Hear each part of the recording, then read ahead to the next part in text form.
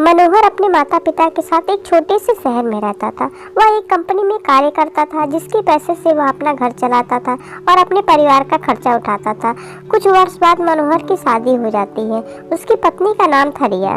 रिया एक बहुत लालची किस्म की औरत थी। रिया को जब भी पैसे मिलते थे तो वह तरह तरह के कपड़े और गहने खरीद लेती थी। वह जब भी किसी समारोह में जाती थी तो हमेशा नए कपड़े और गहने पहनकर जाना चाहती थी।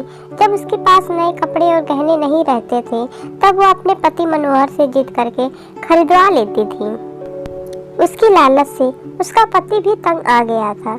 मनोहर रिया को हमेशा समझाया करता था कि हमारी कमाई उतनी नहीं है कि मैं तुम्हें हर समारोह में जाने के लिए अलग अलग तरह के कपड़े और गहने खरीद कर लाया करूँगा। मगर रिया उनकी बातों को मानने के लिए तैयार ही नहीं होती थी।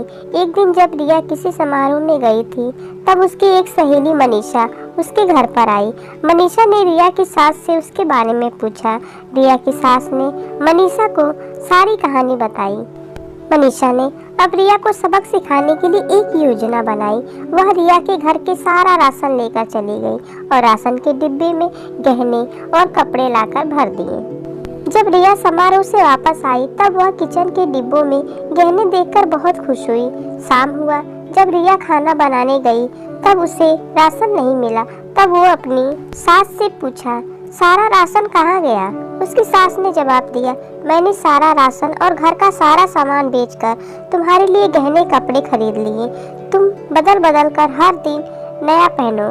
रिया बोली, मगर खाने के बिना मैं गहने और कपड़ों का क्या करूँगी?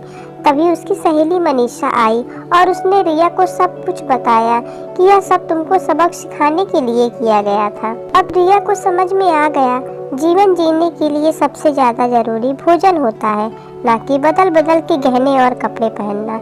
अब रिया अपने पति की कमाई के अनुसार ही सारा काम करती थी और वह खुशी खुशी रहने लगी। Hello friends, Ram Ram. कैसे हैं आप लोग? आशा करती हूँ आज की कहानी आप लोग को पसंद आई होगी। अगर आज की कहानी आप लोग को पसंद आई होगी तो प्लीज़ चैनल को लाइक एंड सब्सक्राइब जरूर कर दीजिएगा। धन्यवाद।